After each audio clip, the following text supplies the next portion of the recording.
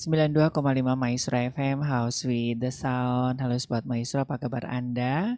Iya, kembali bersama saya Ari dan saya masih berada di STT Karisma di Komplek Mekar Laksana nomor 8, Komplek Mekarwangi, Bandung ya. Nah, jadi buat Sobat Maestro yang mungkin hari-hari ini ada panggilan yang mungkin sudah terasa beberapa tahun lalu agak diabaikan dan hari-hari ini muncul kembali panggilan itu dan semakin kuat. Ini bukan sebuah kebetulan Anda mendengarkan acara kami dan menyaksikan YouTube di Maestro Radio YouTube channel dan ini menjadi jawaban bagi Anda untuk segera daftarkan diri Anda diperlengkapi untuk menjadi hamba Tuhan ataupun pendidik bersama-sama STT Karisma Bandung. Silakan Anda bisa langsung ya klik link pendaftarannya di stt.karisma.ac.id ya, atau juga bisa follow Instagramnya di stt_karisma. Di situ banyak informasinya. Karena ada promo-promo menarik ya dan informasi yang saya dapatkan buat Anda yang mengikuti jalur beasiswa sampai 100%. Nah, silahkan ya. Karena kuotanya terbatas, hanya 25 orang, ini sampai tanggal 31 Desember 2022 ya. Untuk Anda yang ikut jalur beasiswa. Untuk yang enggak jalur beasiswa, siapa aja mangga ya, interdenominasi dari denominasi mana saja silakan, asal Anda punya panggilan dan ingin diperlengkapi. Ada dua pilihan ya, ada prodi teologi dan pendidikan agama Kristen ya, baik reguler ataupun non reguler begitu ya. Aduh, dengan fasilitasnya yang sangat luar biasa ya, tempatnya nyaman karena ini satu gedung dengan GBI Starway from Heaven ya, yang sangat istimewa. Dan oke, saya sudah bersama-sama para alumni dan juga mahasiswa yang masih berpendidikan di STT Karisma dan juga stakeholder ya. Kita tanya-tanya langsung. Saya sudah bersama Kak Jovita. Halo, Apa selamat kabar Kak sore. Jovita? Ya, kabar baik, apa Sehat kabar? ya? Iya, sehat Oke, dong. oke. Dan juga ada Yolanda.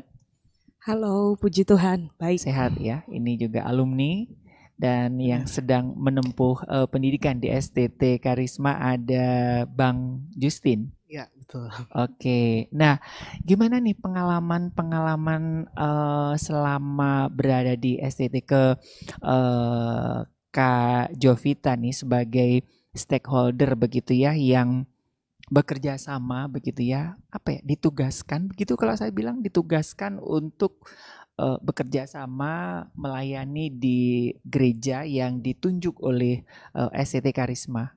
Itu gimana prosesnya Kak Jovita? Oke, Kok sampai bisa gitu? ya jadi memang GBI dan STT Karisma itu kerjasama ya, memang dari GBI itu ke STT Karisma gitu, dan kami adalah salah satu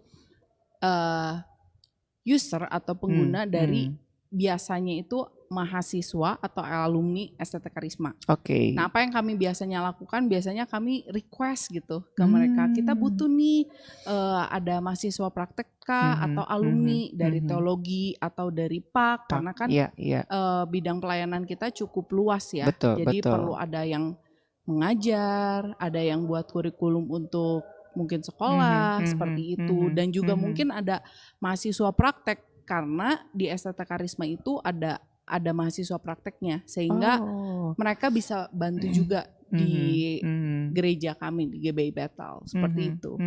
Oke, nah dari pengalaman Kak Jovita begitu ya selama bekerja sama dengan STT Karisma, hal-hal apa nih yang jadi kenapa harus ke STT Karisma gitu?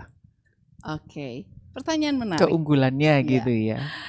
Menurut saya sih lulusan atau mahasiswa yang dikirimkan atau diperbantukan di salah satu tempat praktek atau di seperti contohnya di gereja kami di GBI Bethel Bandung itu, kenapa STT Karisma? Karena mereka itu tidak hanya diperlengkapi dengan hal-hal yang berbau teori. Iya, ya, hanya jadi, ilmu aja bener, ya. Jadi prakteknya juga dia mengerti bagaimana cara mengajar, bagaimana cara misalnya mengolah data, mereka juga paham bagaimana cara menyampaikan kepada anak-anak, misalnya seperti itu, hal-hal seperti itu.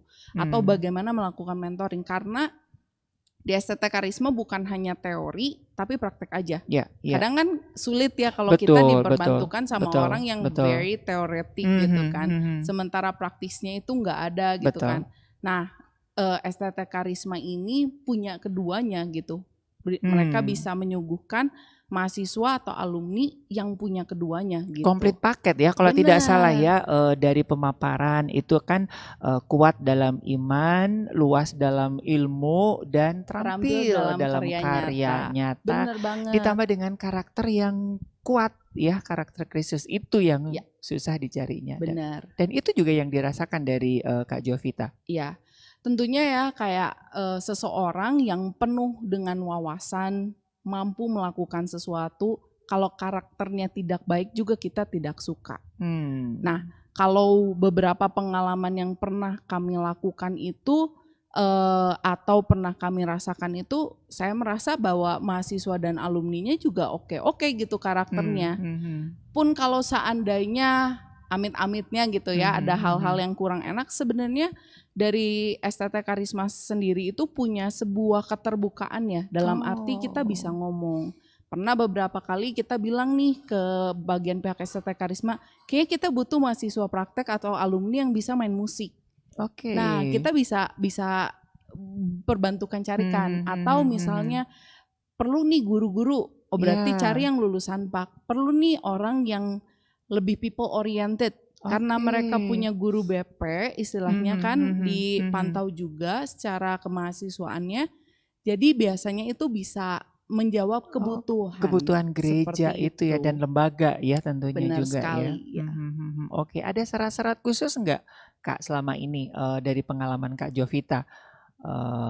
Harus misalkan ya main musik, ataupun ada kriteria tersendiri yang dari Kak Jovita alami begitu? Dari STT ke Dari kitanya STT, ya?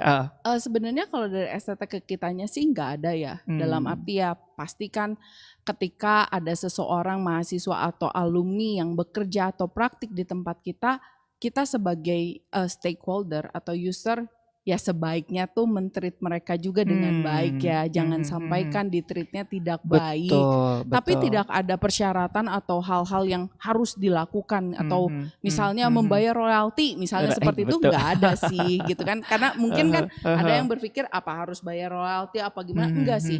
Jadi benar-benar mahasiswanya itu diperbantukan misalnya untuk bekerja atau pelayanan, ya mereka seperti umumnya orang yang bekerja gitu, dari lulusan mana seperti itu. Oke, jadi tetap ada tanggung jawab ya. Soalnya kan ada beberapa yang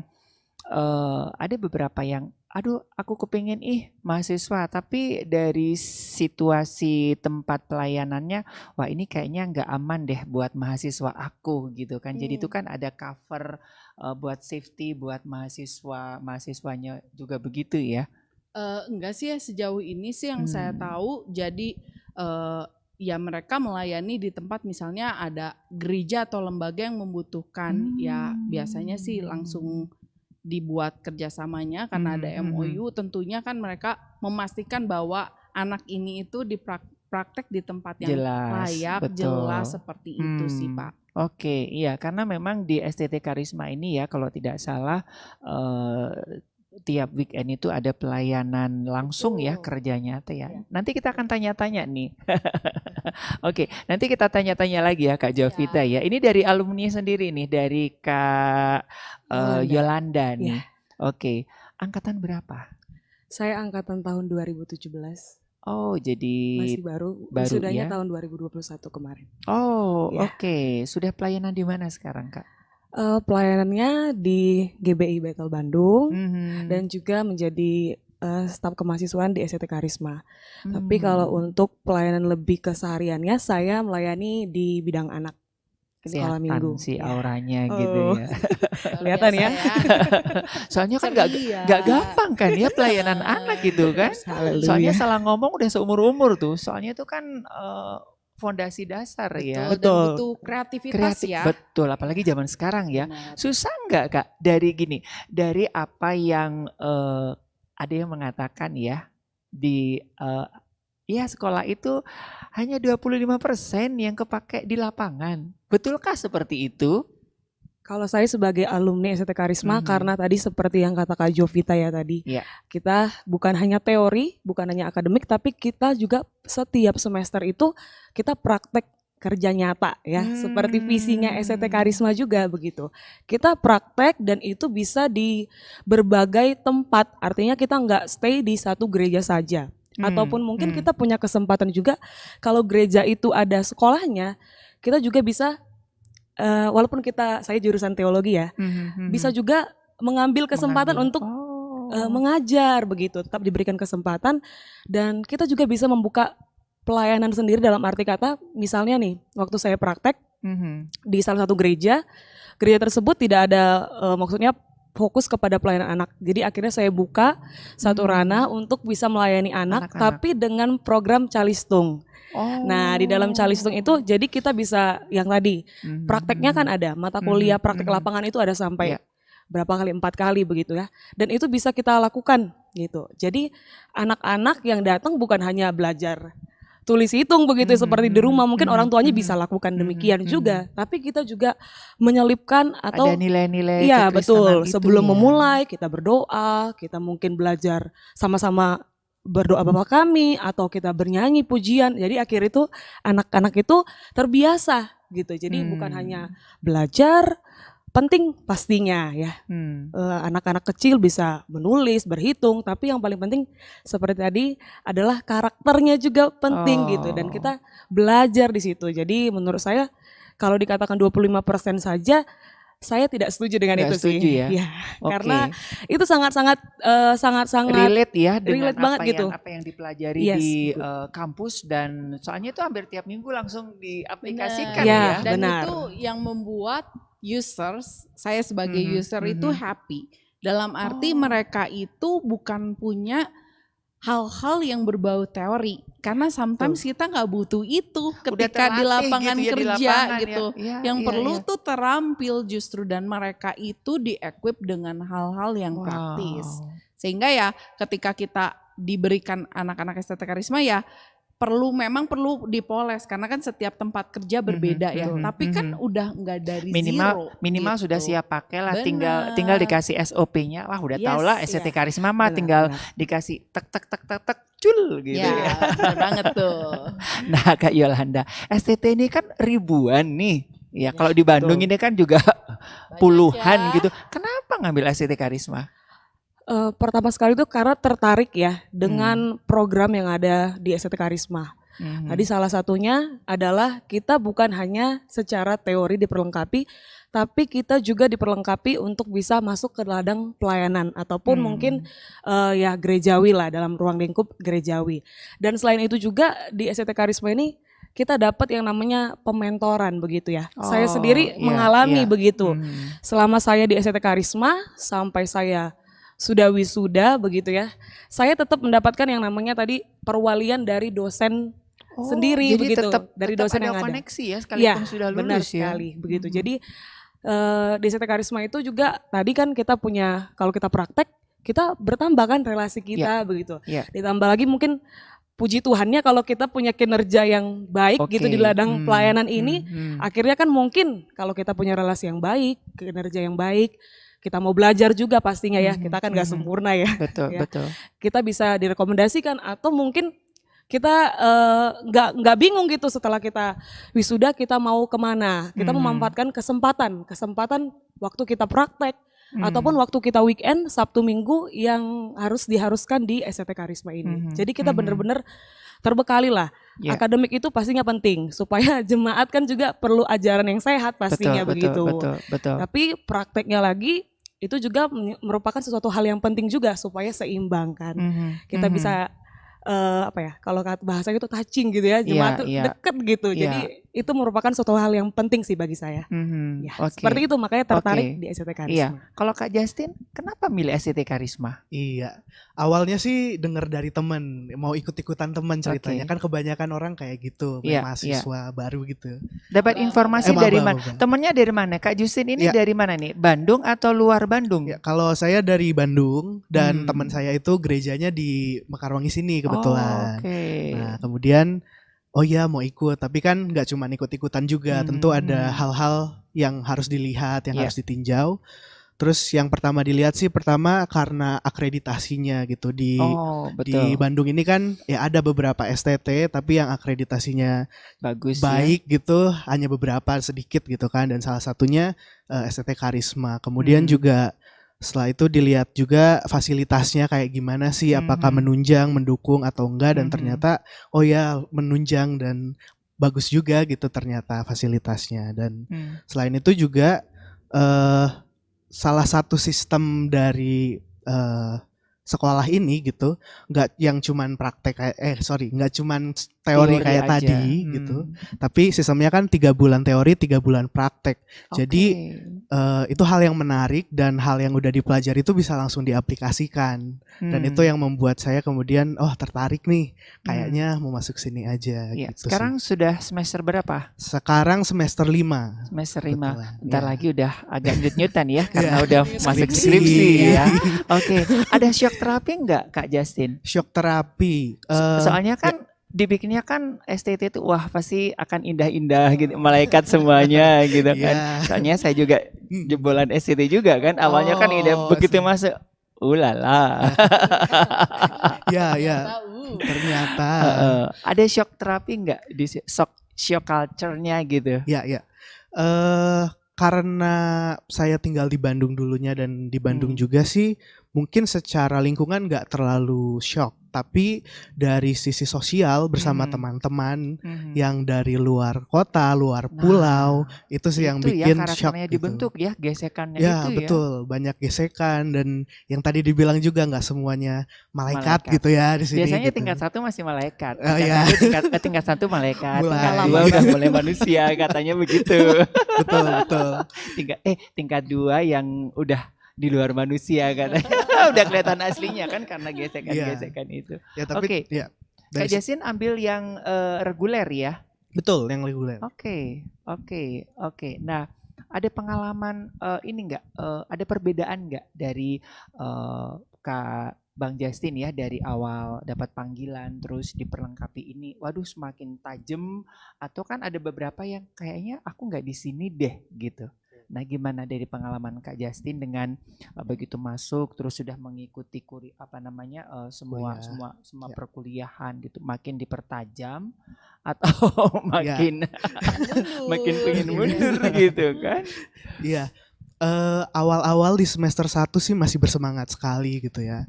Tapi kemudian di semester 2, 3 mulai goyah karena kondisi ya tadi ada bentrok sama sesama mahasiswa, terus juga tugas-tugasnya yang cukup banyak karena yang 6 bulan itu disempitkan jadi 3 bulan, dan di situ sempat goyah juga tentu, tapi ya diingatkan kembali tadi juga ada mentor, terus ada ya siraman-siraman rohani setiap harinya yang terus menguatkan, yang terus menjaga saya tetap di panggilan dan ya diasah sih di situ gitu.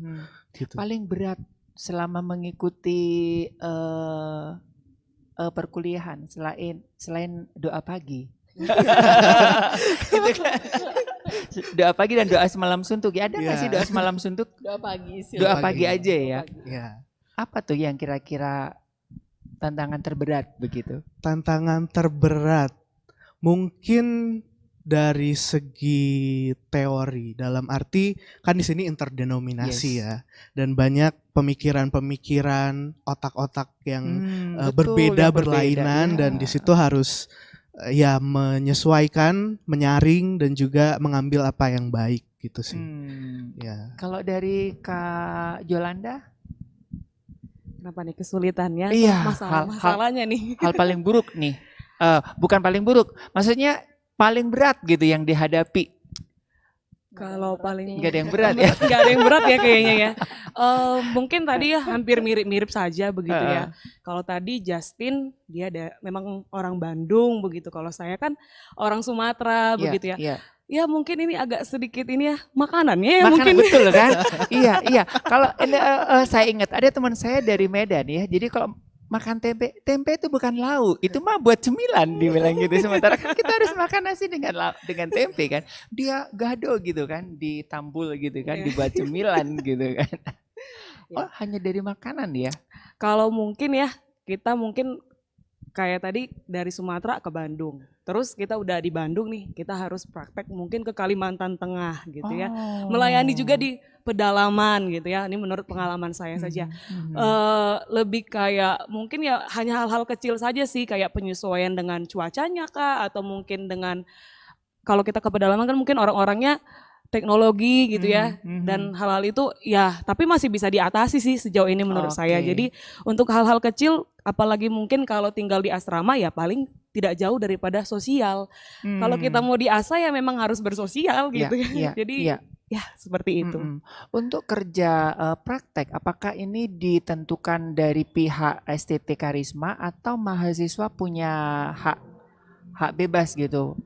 Kalau untuk praktek itu ditentukan dari pihak kemahasiswaan, tetapi juga bisa rekomendasi jika perlu begitu. Tapi ada batasannya juga. Gitu. Seperti apa, Kak? Ya jadi setahu saya ada yang ditunjuk karena kan jadi gini. Biasanya kalau anak-anak yang dikirimkan oleh gerejanya, mereka dibalikan lagi ke gerejanya. Betul.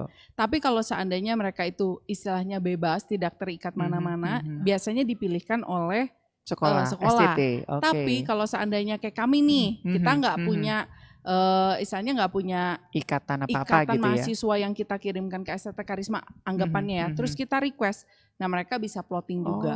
Dan karena usernya itu kan karena STT Karisma itu juga kan lumayan bisa dibilang ya boleh sombong ya, lumayan terkenal dalam arti koneksinya juga kerjasamanya cukup luas begitu ya, bukan hanya di Indonesia bahkan di luar negeri juga ya. Jadi usernya tuh kadang yang minta itu dari rekanan yang kerjasama itu di luar negeri juga gitu. Jadi itu tergantung rekomendasi dan juga request gitu. Nah, mungkin kalau misalnya ada bapak ibu sekalian promosi nggak apa-apa kali ya? Iya loh, ini kalau ini ada jamnya STT Karisma. Apa bapak ibu misalnya dari lembaga gereja atau lembaga apapun yang membutuhkan tenaga atau kerja praktek bisa langsung menghubungi STT Karisma. Itu semudah itu. Iya. Saya ada rumor nih ya. Ini rumornya positif gitu ya. Jadi ada ya kita kan sesama suka ada ngobrol-ngobrol gitu kan. Aduh nggak enak ya ke situ apa? Soalnya tolak ukurnya STT Karisma gitu kan.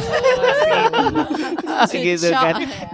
Jadi kan kayak aduh kayaknya itu kan berat banget gitu kan kayaknya ya. Jadi ada nggak yang kayak STT Karisma gitu kan dari lulusannya gitu prakteknya gitu kan gitu. Oke. Nah karena memang ini keterbatasan waktu ya, ada yang ingin disampaikan dari Bang Justin ya, buat sobat-sobat maestro yang mungkin hari-hari ini agak ragu dengan panggilannya begitu. Ya buat teman-teman atau Bapak Ibu Saudara yang memiliki panggilan, punya perasaan di dalam hatinya gitu, ingin mengikut Tuhan lebih lagi, misalnya mau melayani Tuhan, yuk sama-sama kita masuk ke STT Karisma gitu. Di sini kita sama-sama dibentuk dan mungkin kalau masih ada yang goyah, kita di sini diteguhkan kembali, dikokohkan kembali imannya. Jadi ya jangan ragu-ragu lagi. Ayo sama-sama kita ke sini gitu. Oke, dari Kak Yolanda?